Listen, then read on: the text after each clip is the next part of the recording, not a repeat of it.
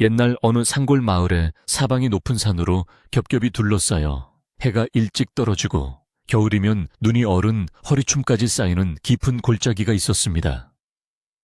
그 마을 어기 언덕 위에는 세월의 풍파를 견뎌낸 기와가 검게 바랜 커다란 집 한 채가 우두커니 자리 잡고 있었는데, 한때는 곳간의 쌀가마니가 천장에 닿을 만큼 넉넉하고 부유했던 집안이었으나 이제는 가세가 기울어 쓸쓸한 기운만 마당을 맴돌고 있었습니다.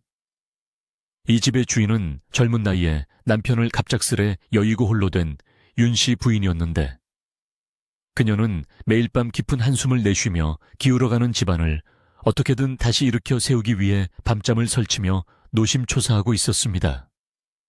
마을 사람들은 그런 젊은 부인을 안타깝게 여겼지만 워낙 상골오지라 누구 하나 선뜻 도움의 손길을 내미는 이는 없었고, 오직 차가운 바람소리만 낡은 기와 지붕을 스치며 지나갈 뿐이었습니다. 윤씨 부인이 지키고 있는 이 넓고 허전한 집에는 식솔이라고는 오직 늙은 유모와 머슴 덕구 단 두 사람만이 남아 주인을 보필하고 있었습니다.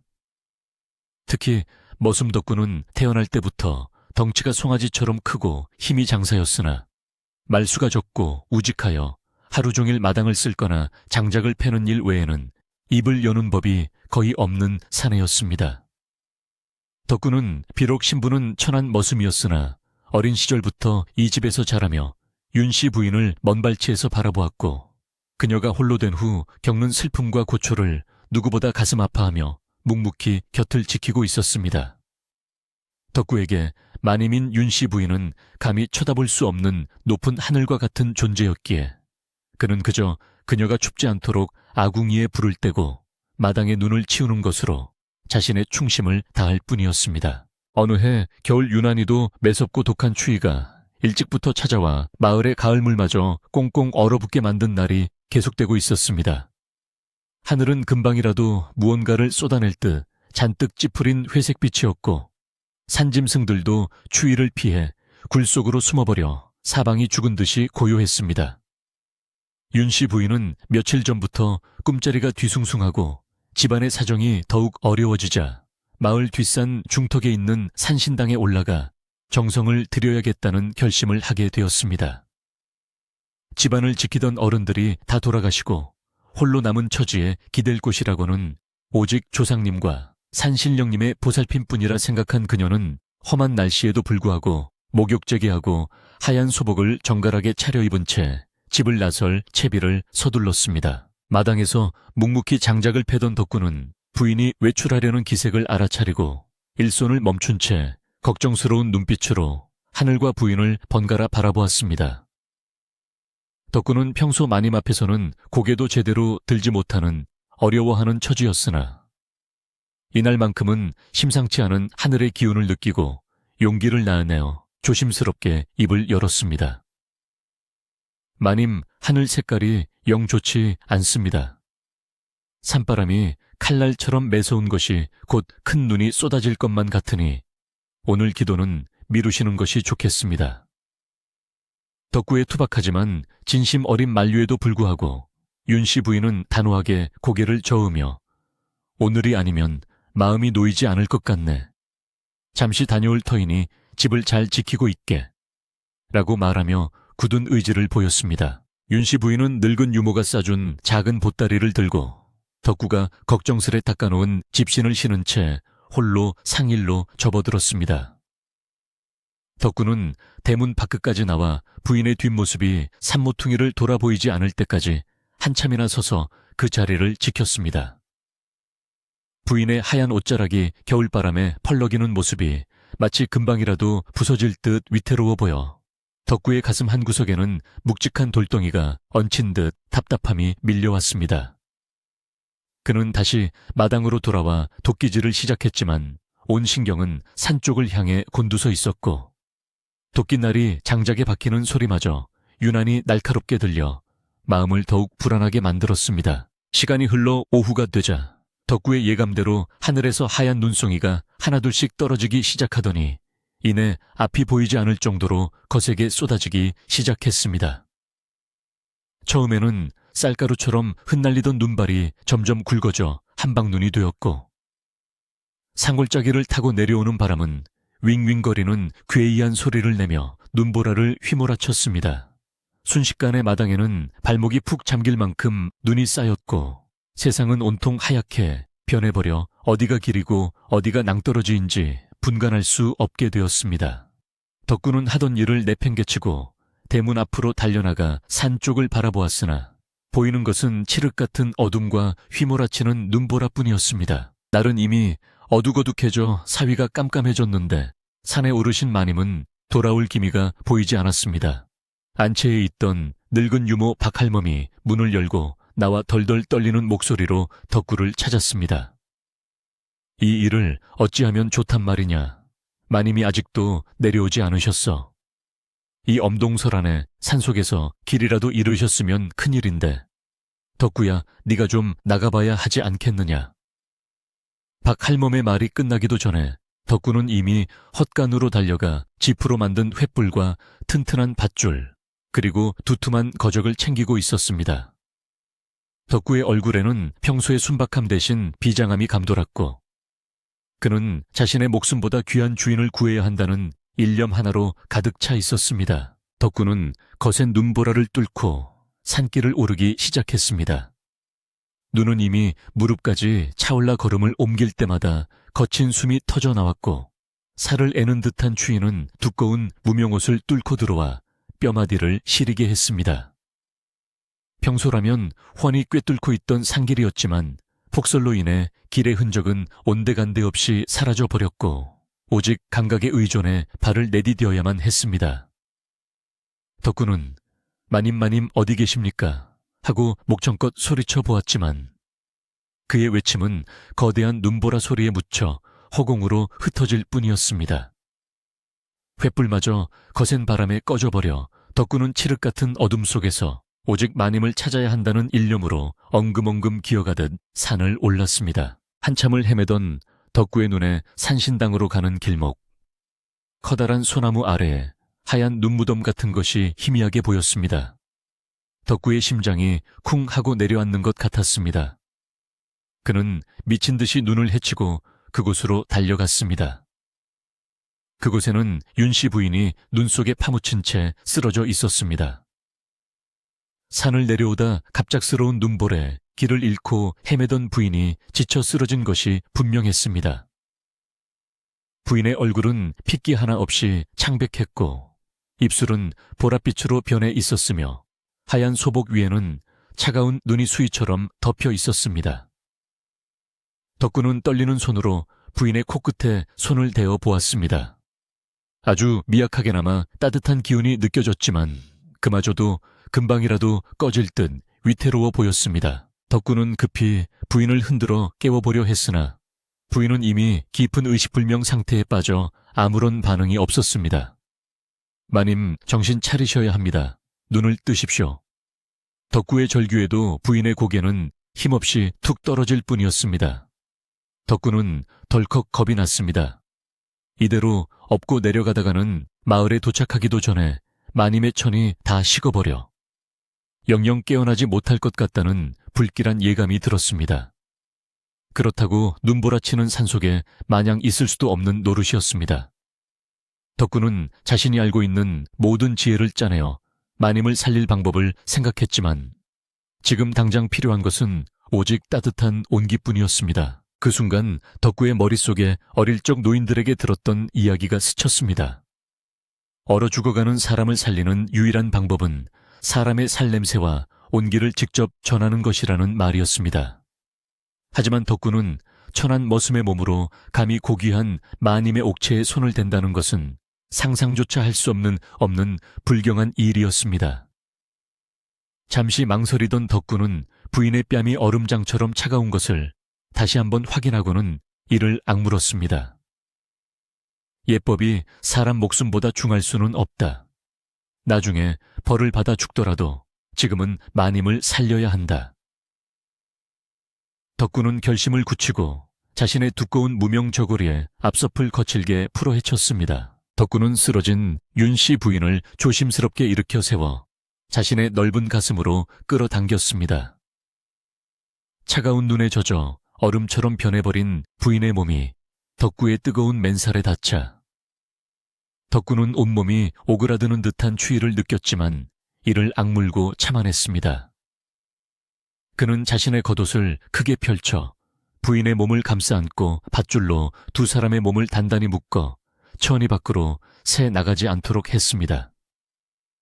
마치 어미달기 병아리를 품듯 그 거대한 곰이 소중한 것을 지키듯 덕구는 웅크리고 앉아 자신의 모든 천을 부인에게 전하려 애썼습니다.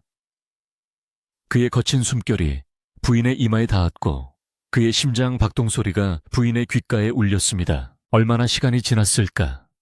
덕구의 온몸이 땀과 눈물로 범벅이 될 무렵 품 안에 안긴 부인의 몸에서 미세한 움직임이 느껴졌습니다.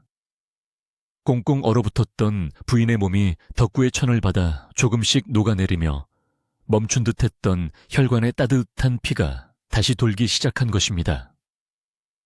부인은 무의식 중에 따뜻한 곳을 찾아 덕구의 가슴팍으로 더 깊이 파고들었고 덕구는 그런 부인을 더욱 세게 끌어안으며 끊임없이 팔다리를 주물러 혈액순환을 도왔습니다. 살아주십시오. 제발 살아만 주십시오. 덕구는 주문을 외우듯 중얼거리며 밤하늘을 향해 빌고 또 빌었습니다. 눈보라는 여전히 거세게 몰아쳤지만 덕구의 품 안은 작은 불씨가 타오르는 아궁이처럼 뜨거웠습니다. 부인의 입에서 가느다란 신음소리가 새어나오자 덕구는 이제 움직여도 되겠다고 판단했습니다. 그는 부인을 품에 안은 채 그대로 묶어둔 상태로 자리에서 일어났습니다. 혼자 걷기도 힘든 눈길이었지만 등에 짊어진 짐이 아닌 가슴에 품은 생명의 무게였기에 덕구는 초인적인 힘을 발휘했습니다. 그는 한 발 한 발 신중하게 눈길을 헤치며 산을 내려가기 시작했습니다. 미끄러질 뻔한 위기가 수차례 있었지만 그때마다 덕구는 온몸을 던져 부인이 다치지 않게 보호했고 자신의 무릎이 깨지고 손등이 찢어지는 것은 아랑곳하지 않았습니다. 오직 품 안의 온기가 식지 않았는지 수시로 확인하며 그는 어둠을 뚫고 마을을 향해 묵묵히 걸어 내려왔습니다. 마침내 산기슭을 벗어나 저 멀리 집에 불빛이 희미하게 보이자 덕구의 긴장이 탁 풀리며 다리가 후들거렸습니다. 대문 앞에는 박 할멈이 등불을 들고 나와 발을 동동 구르며 기다리고 있었습니다. 눈사람처럼 변해버린 덕구가 품에 무언가를 소중히 안고 마당으로 들어서자 박 할멈은 비명에 가까운 소리를 지르며 달려왔습니다. 아이고, 마님은 무사하신 개냐. 덕구는 대답할 기운도 없이 고개만 끄덕이며 안채 툇마루에 걸터앉아 부인을 감싸고 있던 끈을 풀었습니다. 덕구의 품에서 풀려난 윤씨 부인은 여전히 정신이 혼미했지만 핏기가 돌아온 얼굴로 가쁜 숨을 몰아쉬고 있었습니다. 덕구는 그제야 안도하며 털썩 주저앉았고 그의 입에서는 하얀 입김과 함께 뜨거운 열기가 뿜어져 나왔습니다. 이것이 훗날 온 마을을 뒤흔들 이야기의 시작이 될 줄은 그때는 아무도 알지 못했습니다. 거센 눈보라가 휩쓸고 지나간 다음 날 아침 산골 마을에는 눈이 시리도록 투명하고 맑은 햇살이 비추기 시작했습니다. 온 세상을 하얗게 덮은 눈은 햇빛을 받아 보석처럼 반짝였지만 윤씨 부인의 기와집 안에는 팽팽한 긴장감과 무거운 침묵만이 감돌고 있었습니다. 죽음의 문턱까지 갔다가 돌아온 윤씨 부인은 안채 깊숙한 방 아랫목에 누워 안정을 취하고 있었지만 그녀의 마음은 몸의 고단함보다 더 큰 혼란으로 어지러웠습니다. 지난밤 희미해져가는 의식 속에서도 자신을 놓지 않으려 했던 덕구의 거친 숨소리와 뜨거운 천이 마치 불에 데인 자국처럼 생생하게 기억에 남아 있었기 때문이었습니다. 그것은 생명을 구하기 위한 어쩔 수 없는 선택이었으나 엄격한 법도가 지배하던 시절에 양반집 과부가 머슴의 품에 안겨 밤을 지새웠다는 사실은 스스로도 감당하기 힘든 충격이었습니다. 한편 마당에서 부지런히 눈을 치우고 있는 덕구의 모습은 여느 때와 다름없어 보였지만 그의 빗자루질은 평소보다 훨씬 빠르고 거칠었습니다. 덕구는 마님을 살려냈다는 안도감과 동시에 감히 주인의 옥체에 손을 댔다는 죄책감에 시달리며 고개조차 들지 못하고 있었습니다. 그는 마님이 계신 안채 쪽으로는 시선조차 주지 않으려 애쓰며 오직 마당에 쌓인 눈과 씨름하듯 묵묵히 일만 할 뿐이었습니다. 늙은 유모 박할멈만이 이 두 사람 사이를 오가며 탕약을 다리고 미움을 끓여 날랐는데 그녀의 입게도 깊은 시름이 서려 있기는 마찬가지였습니다. 박할멈은 어젯밤 덕구가 보여준 기적같은 헌신에 감동하면서도 세상 사람들의 입방에 오르내릴 뒤칠이 걱정되어 가슴이 조마조마했습니다. 그런데 호사다마라고 했던가요? 이 집안의 불행을 틈타 재산을 노리던 먼 친척벌 되는 최서방이라는 작자가 이른 아침부터 대문을 두드렸습니다. 최서방은 평소 윤씨 부인이 여자 혼자 몸으로 집안을 이끌어가는 것을 못마땅하게 여기며 호시탐탐 집안에 대솥에 간섭하여 이득을 취하려던 교활한 위인이었습니다. 그는 폭설이 내린다는 핑계로 안부를 묻는 척하며 찾아왔지만 실상은 밤새 무슨 변고라도 생겨 자신이 챙길 콩고물은 없는지 살피러 온 것이 분명했습니다. 최서방은 마당에 들어서자마자 덕구의 휑한 눈빛과 박할멈의 당황한 기색을 놓치지 않고 포착했습니다. 그는 특유의 능글맞은 웃음을 흘리며 이복의 간밤에 눈이 꽤나 많이 왔는데 별일들은 없었는가 하고 넌지시 물으며 집안을 기웃거렸습니다. 박할멈이 황급히 앞을 막아서며 별일 없다고 둘러댔지만 최서방의 매서운 눈초리는 툇마루 한 구석에 놓인 덕구의 찢어진 겉옷과 젖은 밧줄을 발견하고 말았습니다. 게다가 안방 문틈으로 흘러나오는 탕약 냄새와 앓는 소리를 듣고는 간밤에 심상치 않은 일이 있었음을 직감했습니다. 최서방은 집요하게 박할멈을 추궁했고 순박한 박할멈은 말실수를 하고 말았습니다. 마님이 산에 갔다가 덕구가 없고 이 짧은 말 한마디는 최서방에게 더할 나위 없는 먹잇감이 되었습니다. 최서방의 입꼬리가 비릿하게 올라갔습니다. 뭐라, 과부 마님과 머슴놈이 산속에서 밤새 뒹굴기라도 했단 말인가. 그의 입에서 나온 말은 사실을 교묘하게 왜곡하여 듣는 이로 하여금 낯뜨거운 상상을 하게 만드는 독화살과 같았습니다. 최서방은 곧장 마을 아래 주막으로 내려가 동네 사람들을 모아놓고 침을 튀기며 헛소문을 퍼뜨리기 시작했습니다. 세상의 말세도 이런 말세가 없네 그려. 점잖은 척하던 윤씨 부인이 글쎄 그 덩치 큰 머슴놈이랑 눈보라치는 산속에서 얼싸안고 밤을 보냈다지 뭔가. 남녀가 유별학원을 천한 것과 살을 섞었으니 이제 그 집안의 체면은 땅에 떨어진 개지. 사람들은 처음에는 설마하며 믿지 않았으나 최서방이 살을 붙이고 과장하여 이야기하자 하나둘씩 귀를 기울이기 시작했습니다.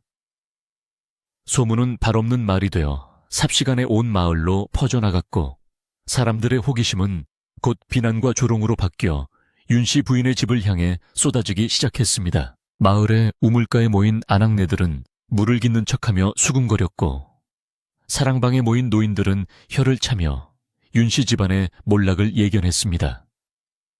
아무리 목숨이 경각에 달렸다 해도 그렇지 양반과 여인이 외간 남자 그것도 머슴의 품에 안기다니 있을 수 없는 일이야.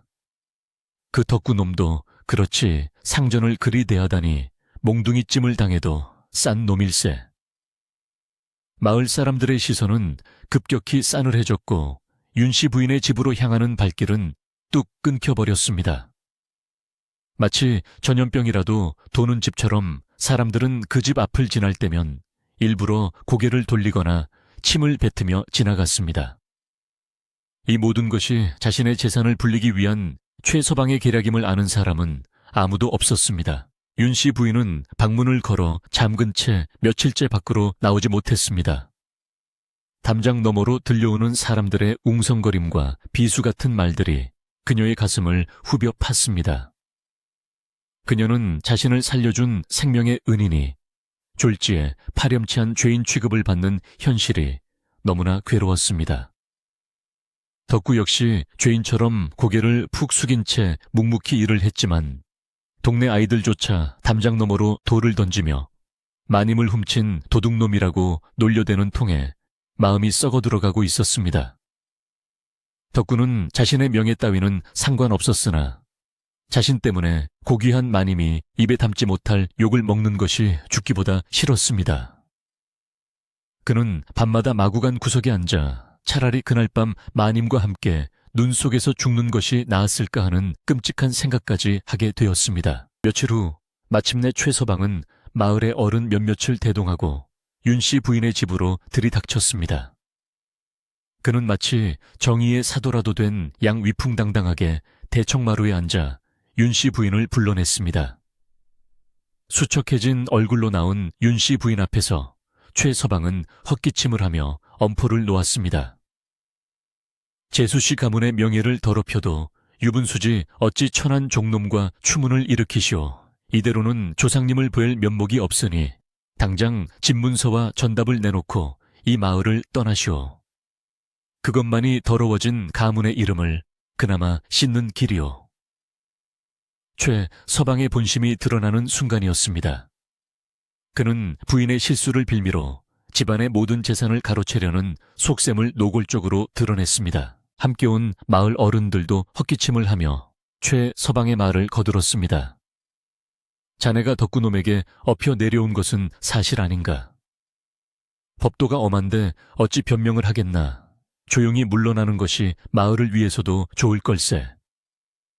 윤씨 부인은 입술을 깨물며 억울함을 호소하려 했으나 목구멍까지 차오른 말은 밖으로 나오지 못했습니다. 살기 위해서였습니다라는 말은 그들의 굳어버린 편견 앞에서는 비겁한 변명으로밖에 들리지 않을 것이 뻔했기 때문입니다. 그녀는 차가운 마루 바닥에 무릎을 꿇고 앉아 하염없이 흐르는 눈물을 떨구며 모든 것을 포기하고 싶은 깊은 절망감에 빠져들었습니다. 집을 지키려던 그동안의 모든 노력이 물거품이 되는 순간이었습니다. 최서방은 기세등등하여 당장이라도 집문서를 가져오라며 박 할멈을 닥달했습니다. 박 할멈은 부들부들 떨며 안방으로 들어가는 척하다가 부엌으로 방향을 틀었습니다. 그리고는 따뜻한 숭늉 한 그릇을 떠서 윤씨 부인의 앞에 내려놓으며 지금까지 참아왔던 말을 터뜨렸습니다. 박 할멈은 평소의 온화한 모습이 아닌 집안의 가장 큰 어른으로서의 위엄을 갖추고 윤씨 부인의 어깨를 감싸 안았습니다. 마님 고개를 드세요. 저 늑대 같은 인간들의 말에 기죽지 마십시오. 사람이 죽고 사는 문제 앞에 양반이 어디 있고 상놈이 어디 있습니까? 껍데기뿐인 체면이 밥을 먹여줍니까? 아니면 얼어붙은 몸을 녹여줍니까? 박 할멈의 목소리는 크지 않았으나 대청마루에 앉아있던 모든 사람의 귀에 쟁쟁하게 울렸습니다. 그녀는 최 서방을 노려보며 말을 이었습니다. 그날 밤 덕구가 아니었다면 마님은 이미 이 세상 사람이 아니었을 것입니다. 생명을 살린 그 뜨거운 진심이 어찌 더러운 추문이 된단 말입니까? 진짜 더러운 것은 사람 목숨을 구한 의로운 일을 삿된 욕심으로 덮어씌우려는 자네의 그 검은 속내야. 박 할멈의 서슬 퍼런 일갈에 최 서방은 잠시 흠칫 놀라 뒤로 물러났고 동석했던 노인들도 헛기침을 하며 시선을 피했습니다. 박 할멈은 다시 윤씨 부인을 향해 부드럽게 말했습니다. 마님을 살린 것은 차가운 법도가 아니라 따뜻한 사람이었습니다. 부끄러워할 것은 살아남은 것이 아니라 은인을 은인이라 부르지 못하는 비겁함입니다. 그 순간 윤씨 부인의 머릿속을 꽉 채우고 있던 안개가 걷히는 듯 했습니다. 그녀는 눈물 젖은 눈으로 마당 구석에 서 있는 덕구를 바라보았습니다. 덕구는 최 서방 일행이 들이닥쳤을 때부터 혹여 마님에게 해코지라도 할까봐 도끼를 손에 쥔 채 멀찌감치 서서 지켜보고 있었습니다. 그 우직하고 듬직한 모습, 자신을 살리기 위해 주저없이 품을 내어주었던 그 따뜻함이 다시금 가슴속에 밀려들어 왔습니다. 부인은 자신이 무엇을 지켜야 하는지, 무엇이 진정으로 소중한 것인지 깨닫게 되었습니다. 차가운 기와집과 허울뿐인 가문이라는 짐을 내려놓고 진짜 삶을 살아야겠다는 용기가 샘솟기 시작했습니다. 윤씨 부인은 눈물을 닦고 천천히 자리에서 일어났습니다. 그녀의 눈빛은 조금 전에 나약하던 과부의 눈빛이 아니었습니다. 그녀는 똑바로 고개를 들어 최 서방을 응시했습니다. 숙부님, 말씀대로 하겠습니다. 이 집과 전답 다 가지십시오. 저는 껍데기뿐인 양반의 허울을 벗고 나가겠습니다. 최 서방은 뜻밖의 승낙에 쾌재를 부르며 입이 귀에 걸렸지만 윤씨 부인의 다음 말은 예상치 못한 것이었습니다. 하지만 저는 빈손으로 나가지 않습니다. 제 목숨을 살려준 사람, 그리고 저를 진심으로 위해주는 사람들과 함께 떠날 것입니다. 그것이 제가 챙길 유일하고도 가장 값진 재산입니다. 윤씨 부인은 대청마루를 내려와 마당에 서 있는 덕구에게 다가갔습니다. 덕구는 깜짝 놀라 뒷걸음질 쳤지만 부인은 멈추지 않고 그 앞까지 걸어가 흙투성이인 덕구의 손을 덥석 잡았습니다. 마을 사람들이 모두 보는 앞에서 양반과 여인이 머슴의 손을 잡은 것입니다. 덕구야, 너는 죄인이 아니다. 너는 나의 생명의 은인이다. 네가 나를 살렸으니 이제 내가 너를 지키겠다. 나와 함께 가겠느냐? 부인의 떨리는 목소리에 담긴 진심을 느낀 덕구의 눈에서 굵은 눈물방울이 뚝뚝 떨어졌습니다. 그는 억센 손으로 부인의 고운 손을 조심스럽게 마주 잡으며 고개를 끄덕였습니다. 최 서방과 마을 사람들은 이 기막힌 광경에 입을 다물지 못했습니다. 윤씨 부인은 박할멈에게 눈짓을 했고 박할멈은 이미 짐을 싸두었다는 듯 작은 보따리를 들고 나왔습니다. 세 사람은 뒤도 돌아보지 않고 대문을 나섰습니다. 등 뒤에서 최 서방이 미쳤어, 다들 미쳤어 라고 고래고래 소리를 질렀지만 그들의 귀에는 더 이상 아무런 의미 없는 소음일 뿐이었습니다. 차가운 바람이 불어왔지만 서로의 온기를 믿고 길을 나서는 그들의 발걸음은 그 어느 때보다 가볍고 따뜻했습니다. 기와집은 텅 비었으나 그들의 마음은 새로운 희망으로 가득 차오르고 있었습니다. 마을 어귀를 벗어나자 눈 덮인 산길이 다시 나타났습니다. 며칠 전 죽음의 공포를 주었던 그 길이 이제는 새로운 세상으로 나아가는 통로가 되어주고 있었습니다. 덕구는 지게에 박할멈의 짐을 싣고 앞장섰고 윤씨 부인은 그 뒤를 따랐습니다. 아무것도 가진 것 없이 맨몸으로 쫓겨나듯 떠나는 길이었지만 윤씨 부인은 처음으로 자유를 느꼈습니다. 덕구의 넓은 등판을 바라보며 걷는 그녀의 얼굴에는 옅은 미소가 번졌습니다. 이제 그들은 주종관계가 아닌 생사를 함께한 동반자로서 험한 세상을 헤쳐나갈 준비를 마친 것이었습니다. 그들의 앞길에 어떤 고난이 기다리고 있을지 알 수 없었지만 적어도 혼자가 아니라는 사실만으로도 두려움은 사라졌습니다. 눈 덮인 산을 넘어 그들이 도착한 곳은 낯설고 물서른 아랫마을 장터였습니다.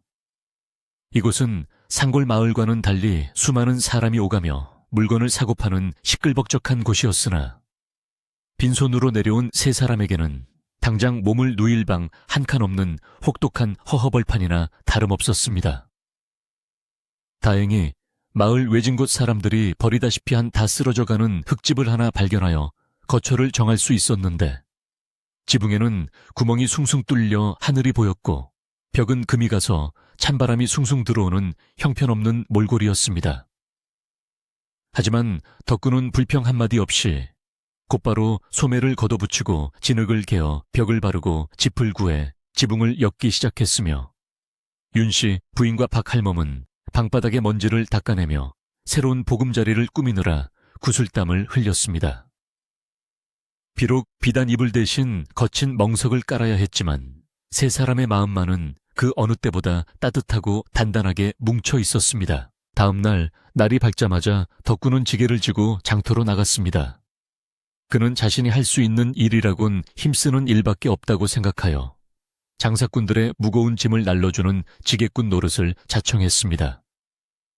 처음에는 텃세를 부리는 기존 일꾼들에게 밀려 일감을 얻기 힘들었으나 덕구 특유의 성실함과 황소 같은 힘이 곧 빛을 발하기 시작했습니다. 남들이 한 번에 한 짐을 나를 때 덕구는 2배, 3배의 짐을 거뜬히 지고도 쉬지 않고 날랐으며 샘을 치를 때도 요령을 피우거나 더 달라고 때를 쓰는 법이 없이 주는 대로 묵묵히 받았습니다. 상인들 사이에서 새로운 곰 같은 청년이 일을 야무지게 한다는 소문이 돌기 시작했고 덕구의 지게 위에는 쉴 새 없이 쌀가마니와 소금 포대가 쌓이게 되었습니다. 그는 땀으로 범벅이 된 얼굴을 닦을 새도 없이 오직 집에 있는 2 여인을 굶기지 않겠다는 일념으로 달리고 또 달렸습니다. 집에 남겨진 윤 씨 부인 또한 가만히 앉아 신세 한탄만 하고 있을 위인이 아니었습니다. 그녀는 평생 책을 읽고 술을 놓던 고운 손을 내려다보며 잠시 상념에 잠겼으나 이내 결심한 듯 치마끈을 졸라맸습니다. 그녀는 자신이 입고 온 비단 옷을 뜯어 장터에서 팔릴 만한 자그마한 주머니와 댕기를 만들기 시작했습니다. 양반가 교수로서 익혔던 뛰어난 바느질 솜씨와 고상한 색감을 보는 안목은 투박한 장터 물건들과는 확연히 다른 태가 났습니다. 밤늦도록 호롱불 아래에서 바늘에 찔려 손가락 끝에 피가 맺히는 줄도 모르고 부인은 한 땀 한 땀 정성을 쏟아부었습니다. 박할멈이 옆에서 많이 미뤄다 눈 상하십니다. 하며 말렸지만 부인은 이제 나는 마님이 아닙니다. 덕구와 함께 이 집을 일으킬 안사람입니다. 라며 웃으며 손을 멈추지 않았습니다. 덕구가 해질 녘이 되어 보리쌀 한 대와 고등어 한 손을 사들고 돌아오면 좁은 부엌에서는 구수한 밥 냄새가 피어올랐습니다. 상이라고 해봐야 나무 판자를 엎어놓은 것이 전부였고 반찬은 김치 한 보시기가 고작이었지만 3사람이 머리를 맞대고 앉아 먹는 저녁밥은 꿀맛보다 달았습니다.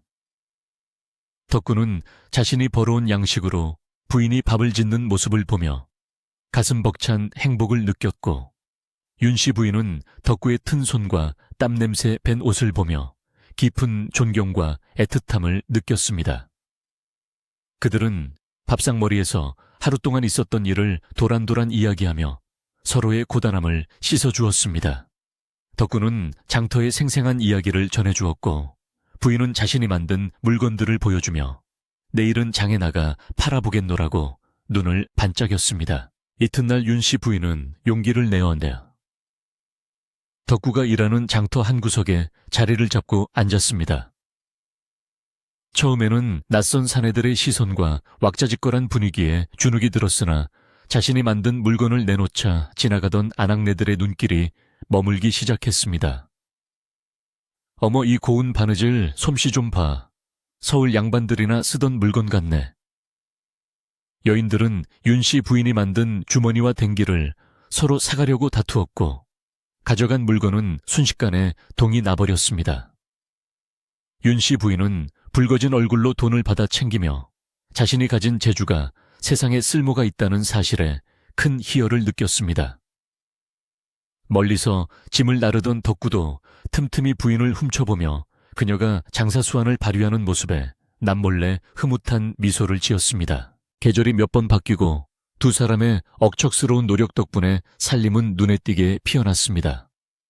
쓰러져가던 초갓집은 번듯하게 수리되어 비바람을 막아주었고 곳간에는 쌀독이 비지 않게 되었습니다.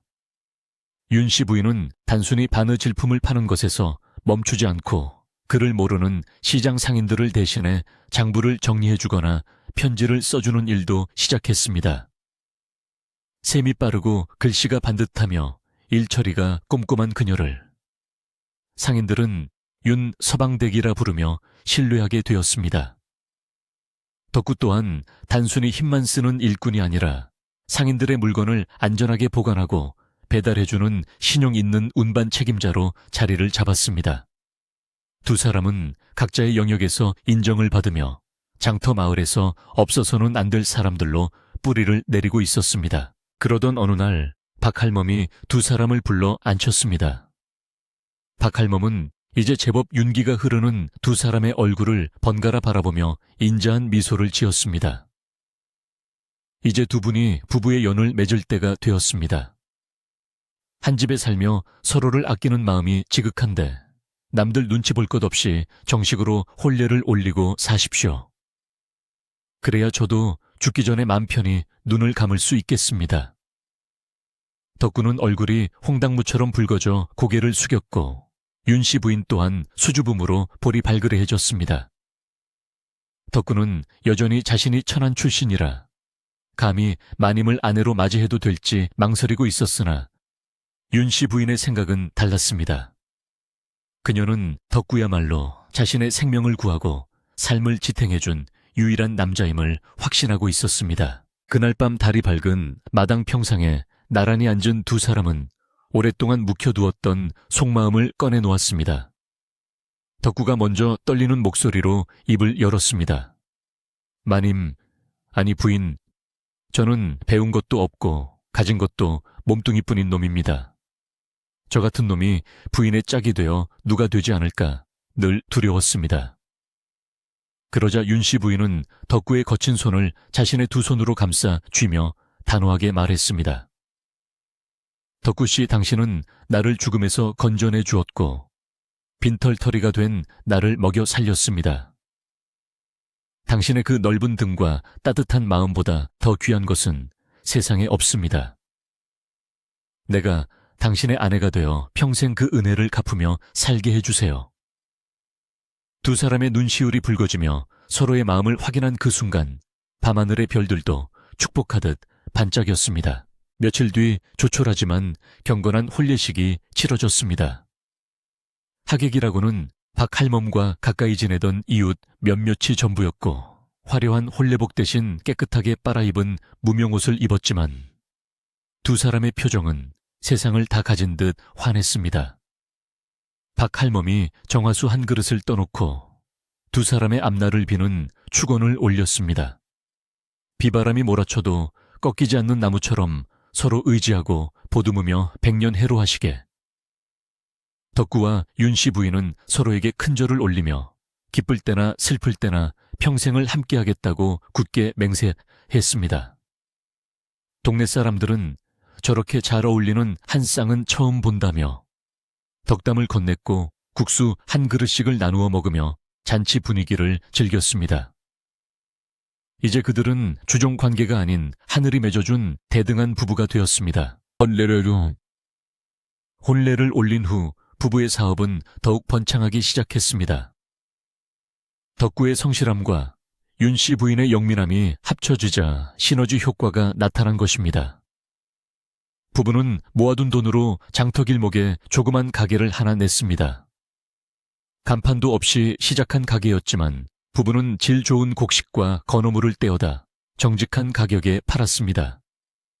특히 윤 씨 부인은 물건을 속여 파는 법이 없었고 대박을 잴 때도 항상 덤을 얹어주는 넉넉한 인심을 베풀었습니다. 덕분에 가게에 가면 손해보는 법이 없다는 소문이 퍼지면서 가게 앞은 이른 새벽부터 손님들로 문전성시를 이루었습니다. 덕구는 이제 지객꾼이 아니라 어엿한 객주로서 물건을 떼어오는 일을 도맡았고 전국 각지에 질 좋은 상품을 보는 눈을 키워나갔습니다. 부부는 돈을 버는 족족 허투루 쓰지 않고 다시 장사에 투자했습니다. 윤 씨 부인은 셈이 밝아 돈의 흐름을 정확히 꿰뚫고 있었는데 그녀는 앞으로 어떤 물건이 귀해질지 미리 예측하여 덕구에게 일러주었습니다. 여보, 올겨울에는 상한지방에 눈이 많이 올 것 같으니 미리 솜과 숯을 넉넉히 사두는 게 좋겠어요. 부인의 예측은 적중했고 겨울이 오자 솜과 숯값이 폭등하여 부부는 큰 이문을 남길 수 있었습니다. 덕구는 아내의 지혜에 감탄하며 부인 말만 들으면 자다가도 떡이 생긴다며 껄껄 웃었고 부인은 당신이 발로 뛰어 좋은 물건을 구해오니 가능한 일이지요 라며 공을 남편에게 돌렸습니다.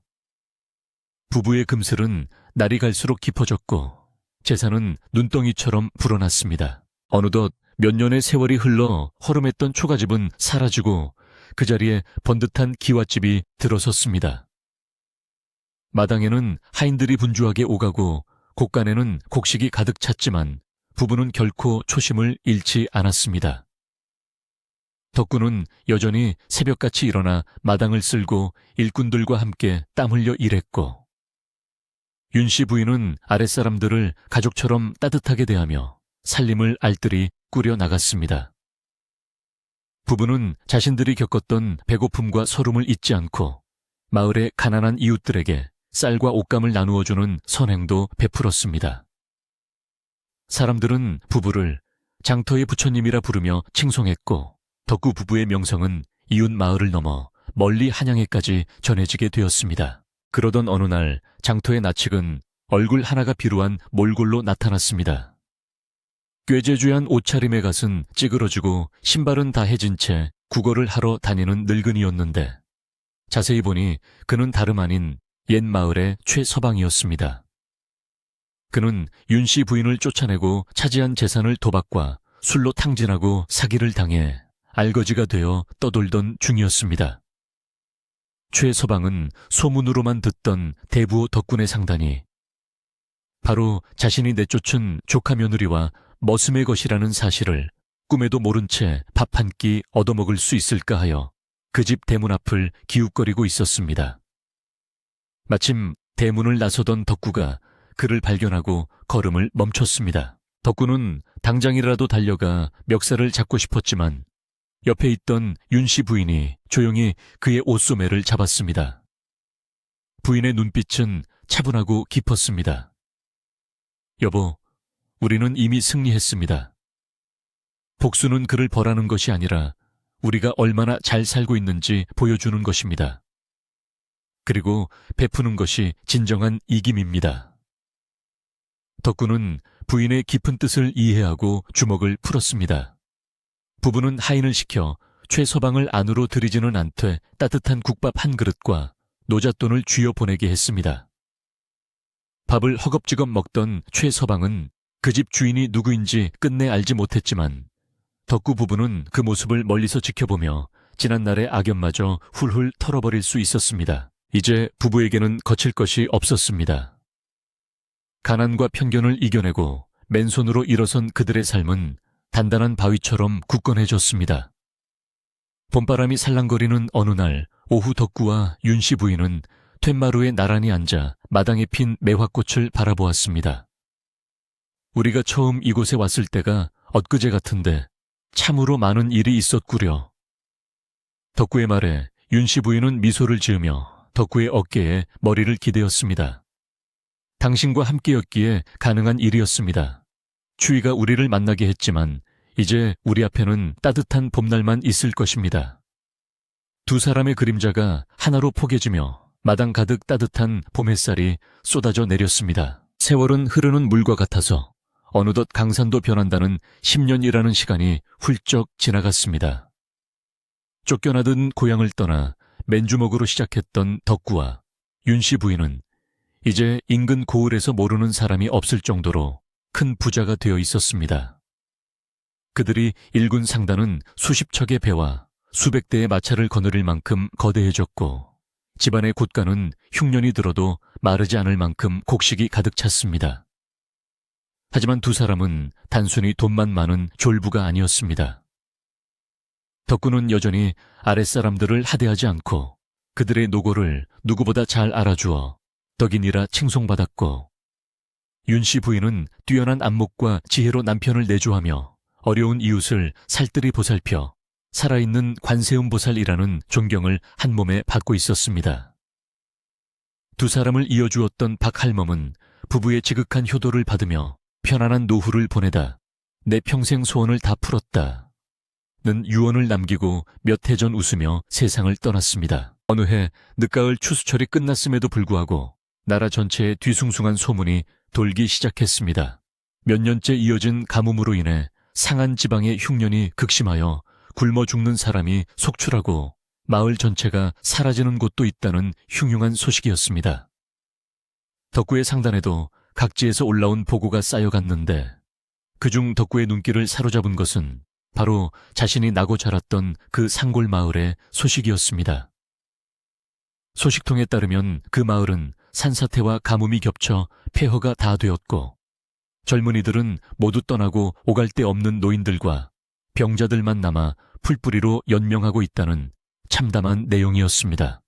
특히 마을의 지주였던 최서방이 가산을 탕진하고 마을을 제대로 돌보지 않은 탓에 피해가 더욱 컸다는 이야기도 들려왔습니다. 그날 밤 덕구는 잠을 이루지 못하고 뒤척였습니다.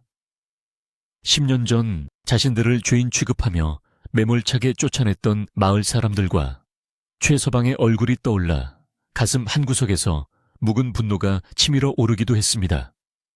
그들이 자초한 일이다라고 외면하고 싶은 마음도 없지 않았습니다.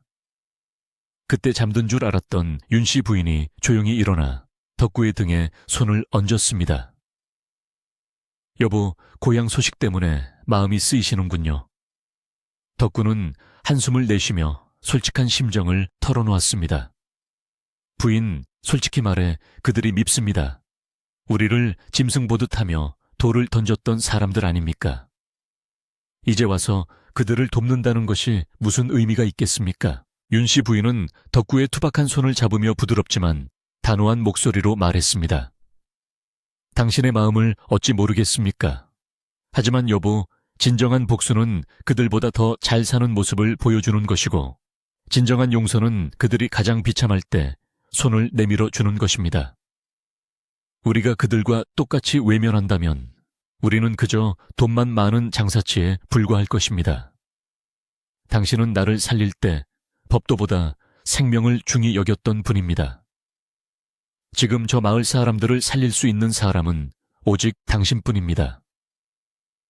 부인의 지혜로운 말에 덕구의 굳게 닫혔던 마음이 눈 녹듯 녹아내렸습니다.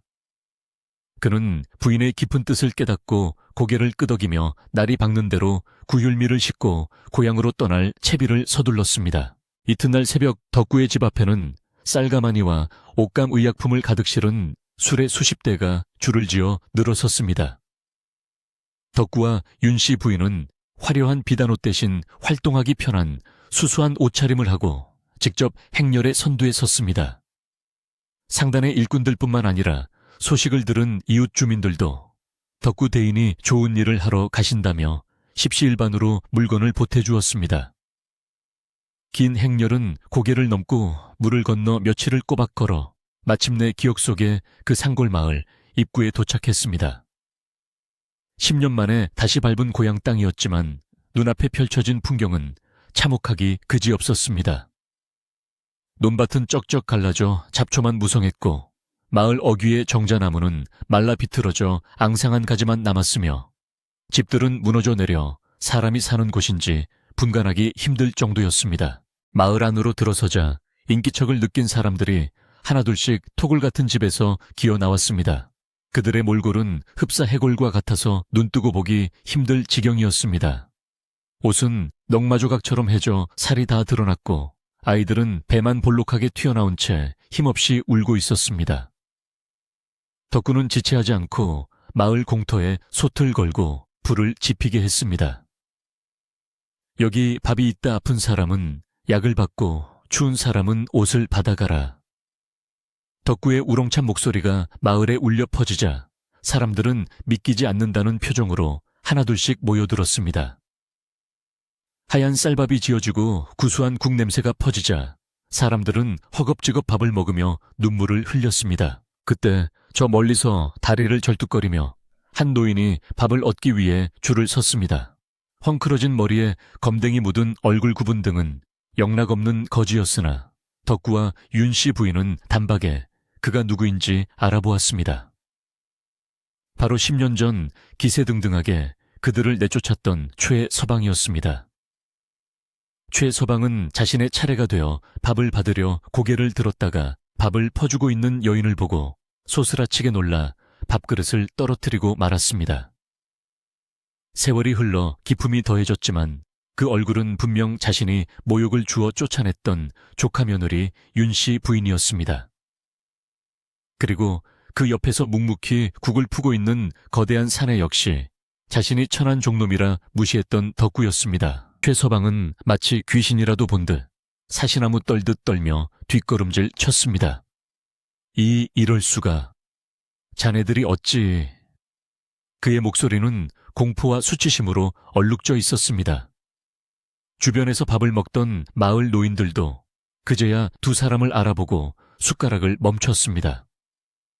10년 전 그들이 멸시하고 쫓아냈던 그 남녀가 마을을 구하러 온 생명의 은인이 되어 돌아온 것입니다.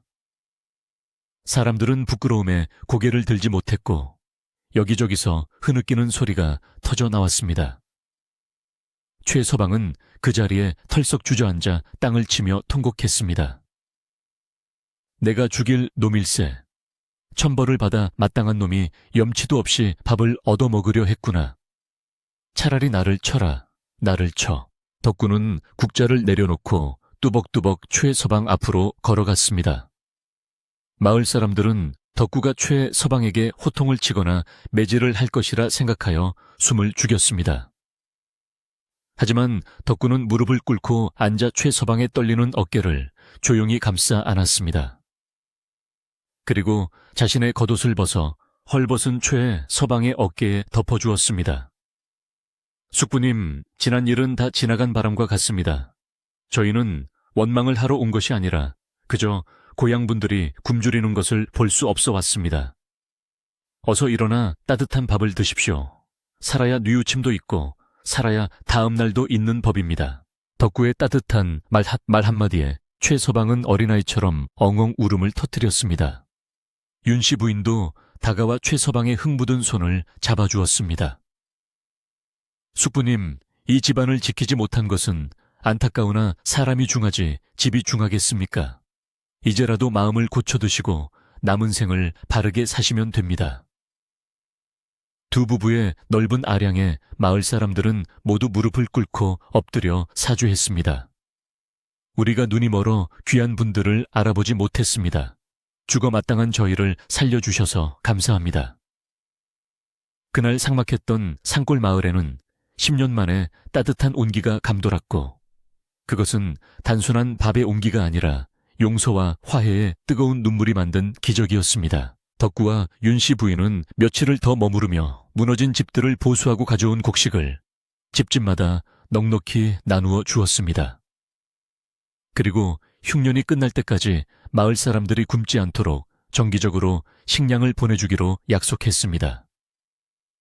떠나는 날 마을 사람들은 심리 밖까지 따라 나와 눈물로 배웅했습니다. 최서방은 마을 입구에 서서 그들의 뒷모습이 보이지 않을 때까지 절을 올리고 또 올렸습니다. 돌아오는 길 수레는 비었지만 두 사람의 마음은 세상 그 무엇보다 귀한 보석으로 가득 채워진 듯 풍요로웠습니다. 윤씨 부인은 덕구를 바라보며 당신이 참으로 자랑스럽습니다 라고 말했고 덕구는 쑥스러운 듯 너털 웃음을 지었습니다. 다시 세월이 흘러 덕구와 윤씨 부인도 머리에 하얀 서리가 내린 노년이 되었습니다. 어느 눈이 펑펑 쏟아지는 겨울밤 부부는 따뜻한 아랫목에 나란히 앉아 창호지 문 너머로 들려오는 바람 소리를 듣고 있었습니다. 방 안에는 은은한 화로가 피어 있고 두터운 비단 이불이 두 사람을 포근하게 감싸고 있었습니다. 덕구는 문득 옛 생각이 난 듯 윤씨 부인의 주름진 손을 꼭 잡았습니다. 부인 기억나시오? 우리가 처음 마음을 나누었던 그날 밤도 오늘처럼 눈이 많이 왔었지. 윤씨 부인은 고운 미소를 지으며 고개를 끄덕였습니다. 어찌 있겠습니까? 그날의 추위가 뼛속까지 시렸기에 당신의 품이 얼마나 따뜻한지 알 수 있었지요. 덕구는 지그시 눈을 감으며 회상에 잠겼습니다. 만약 그날 눈이 오지 않았다면 내가 감히 부인을 안을 용기를 내지 못했을 것이고 그랬다면 우리는 남남으로 살았겠지요. 생각해보면 그 모진 눈보라와 추위가 우리에게는 하늘이 주신 가장 큰 선물이었습니다. 윤씨 부인은 남편의 어깨에 머리를 기대며 조용히 속삭였습니다. 맞아요. 시련은 우리를 얼어붙게 만들려 했지만 결국 우리는 서로의 온기로 그 얼음을 녹이고 꽃을 피웠습니다. 여보, 당신을 만나 내 인생은 참으로 따뜻한 봄날이었습니다. 두 사람은 서로를 마주보며 평온한 미소를 지었습니다. 밖에는 여전히 매서운 겨울바람이 불고 있었지만 사랑과 신뢰로 다져진 두 사람의 방 안은 그 어떤 곳보다 따뜻하고 평화로웠습니다. 부부는 잡은 손을 놓지 않은 채 지나온 세월을 이불 삼아 깊고 편안한 잠에 빠져들었습니다. 훗날 사람들은 이 부부의 이야기를 전하며 진정한 부자는 재산이 많은 사람이 아니라 가슴속에 남을 품을 수 있는 따뜻한 온기를 지닌 사람이라고 입을 모았습니다. 상홀 마을에서 시작된 눈보라치던 밤의 인연은 그렇게 아름다운 전설이 되어 긴긴 겨울밤 사람들의 마음을 훈훈하게 데워주며 오래도록 전해져 내려왔습니다.